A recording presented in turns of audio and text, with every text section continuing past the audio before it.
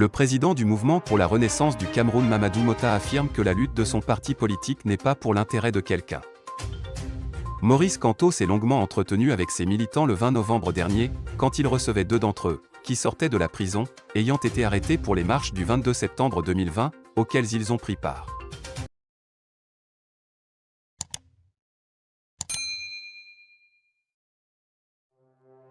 Le président du mouvement pour la renaissance du Cameroun, MRC, s'est lancé plus tôt dans un discours de motivation de ses militants. Il a rappelé le sens de leur lutte, de leur engagement, du combat qu'ils mènent tous ensemble. Notre lutte, c'est la cause du Cameroun. Et c'est là, voyez-vous, toute la différence qu'il y a entre eux et nous. Ils se battent pour défendre la plantation de quelqu'un, dans laquelle ils travaillent et eux-mêmes ils gagnent un tout petit peu. Nous nous battons pour la cause du Cameroun. Et c'est en cela que nous ne pouvons payer personne. Nous ne paierons jamais personne. L'engagement est individuel et c'est sur la base des réactions, a déclaré Maurice Kamto. Le président du MRC a profité de l'instant pour revenir sur ce qu'il souhaite laisser en héritage à ses compatriotes. La blogueuse souligne dans sa tribune que le tribalisme ne peut pas prospérer au Cameroun. Séquestration de Maurice Kamto dans son hôtel à Douala. Pour ceux qui n'ont pas compris les vraies raisons de cette séquestration, c'est qu'après avoir échoué à isoler Maurice Kamto par la haine tribale, le régime de Yaoundé, conscient de sa popularité toujours grandissante, essaie actuellement de casser le soutien populaire dont il jouit par la force. Les turiféraires du régime ne souhaitent plus voir la foule massée autour de Maurice Kamto.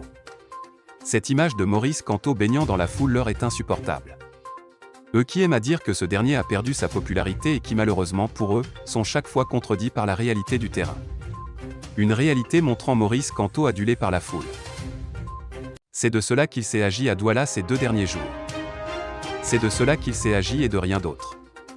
Le fait c'est que après avoir organisé pendant près de 3 ans la guerre tribale contre Maurice Kamto et après avoir constaté l'échec de cette guerre qui n'a pas pu délester Maurice Kamto du soutien populaire, doit-il jouir auprès des populations? Yaoundé, courroucé par la constance des soutiens populaires à Kamto, veut maintenant briser le lien entre Maurice Kamto et les populations par la force. C'est-à-dire par des raccourcis illégaux et anti-républicains. Puisque de toutes les façons, sa séquestration par la police et l'injonction qu'on lui fait de retourner à Yaoundé ne trouvent aucun fondement juridique et n'obéit à aucune tradition républicaine ou démocratique. Il s'agit simplement d'actes barbares propres aux dictateurs africains.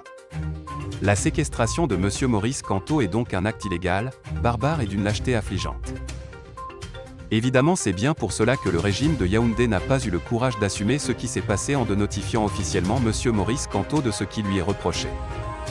De quoi ont-ils donc peur à Yaoundé s'ils ont raison? Je dis et je soutiens ici que la guerre tribale contre M. Maurice Kamto a lamentablement échoué. Ce qui s'est passé à Douala n'est que l'expression de cet échec.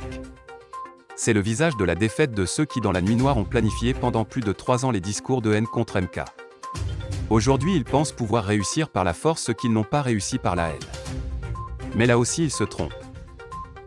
Face à ces événements malheureux de Douala, notre citoyenneté responsable nous impose de dire ouvertement notre indignation et de redire « non à la brimade politique au Cameroun ».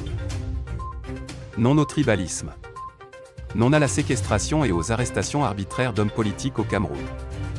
Non à la dictature et à la barbarie politique. Oui à la démocratie, oui à la saine concurrence politique. Oui au respect des droits de l'homme et à l'expression de toutes les libertés. À ceux qui se demandent si le régime a organisé